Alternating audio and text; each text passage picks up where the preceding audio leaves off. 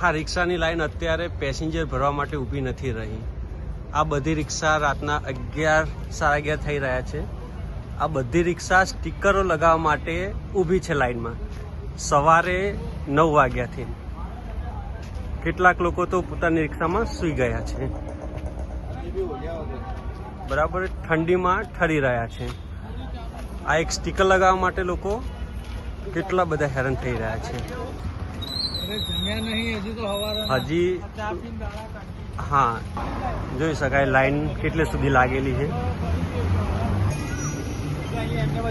કોઈ ગયું નહીં જમવા કે ક્યાંય જ નહીં. 2 વાગ્યાના આયા છીએ, સવાર 10 વાગ્યાના આયા છીએ, બધા અલગ અલગ આવેલા ટાઈમમાં. જો આ રિક્ષા ડ્રાઈવર તો સુઈ ગયા હે ચાદર ઓઢી.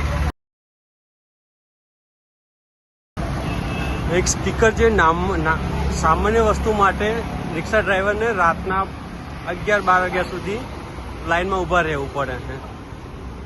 આ સિસ્ટમ, આ કાયદો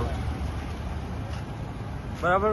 આ રિક્ષામાં જોઈ શકાય ગોધરા લઈને આવેલા. હા ભાઈ, એટલે કે અહીંયા સુવાનો પ્લાનિંગ છે આ રિક્ષા મારા ભાઈનો.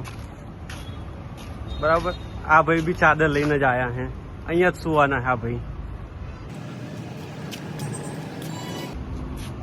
હા ભાઈ તો આગળ જ સુઈ ગયા.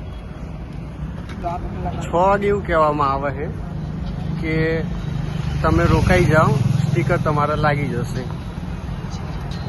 7 વાગે એટલે કે અમે જમીન આવીએ છીએ. અને રાત્રે 9 વાગે એના પછી કોઈ જવાબ જ નથી. એમને આજે સ્ટીકર નતા જ લગાવો તો પછી અમને 6 વાગે જ કહી દેવું હતું ને કે તમે નીકળી જાઓ. અત્યારે તમે આટલી રાહ ના જોશો. બરાબર ને. મોસ્ટ ઓફ રિક્ષાવાળા સવારના 9 વાગ્યાથી તો આવેલા છે. કોઈ 9 વાગે, કોઈ 10 વાગે, કોઈ 12 વાગે.